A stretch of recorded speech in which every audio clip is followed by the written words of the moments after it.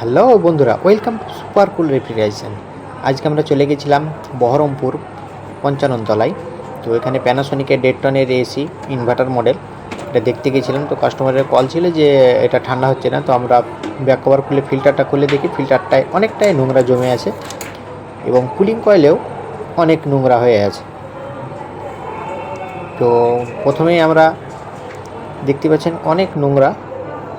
আমি back cover খুলে নিয়েছি, বেশ অনেকটাই নোংরা হয়ে আছে।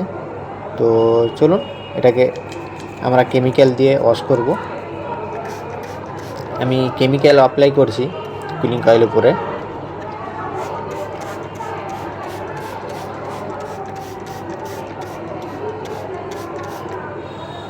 আমরা এই ব্রিট কয়েল কেমিক্যালটা ইউজ করি। এটা আমি ইউজ করি, আমার খুব পছন্দের। এটা আমি অনেক দিন থেকে এটা ইউজ করি। এটা খুব ভালো একটা ফর্ম।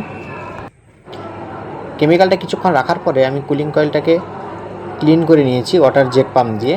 যেহেতু আমি একাই ছিলাম ওই জন্য আপনাদের জেট মারার ভিডিওটা দিতে পারিনি। এটা ক্লিনিং করার পরে এই ছবিটা। তো প্রথমে আমি ডিসপ্লে এবং সার্কিট বক্স পুরো প্যাকেট দিয়ে ঢেকে দিয়েছিলাম যাতে জলে ছেটাটা না যায়। তো খুব সুন্দরভাবে পরিষ্কার হয়েছে।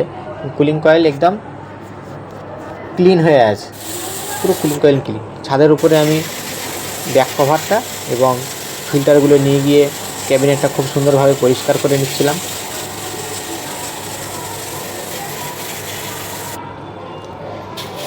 আউটডোরে সেরকম নোংরা না থাকায় আমি উপর কন্ডেন্সারটাকে একটু জল দিয়ে দিলাম। আমরা প্রথমেই বলেছিলাম যে আমি এসিটা অন করেছিলাম, তার জন্য ব্যাক প্রেশারটাও চেক করে নিয়েছিলাম যে গ্যাসটা ঠিকঠাক আছে কি না। কাস্টমার আমাকে দেখতে বলেছিল, কাস্টমারকে এটা দেখিয়ে দিয়েছিলাম।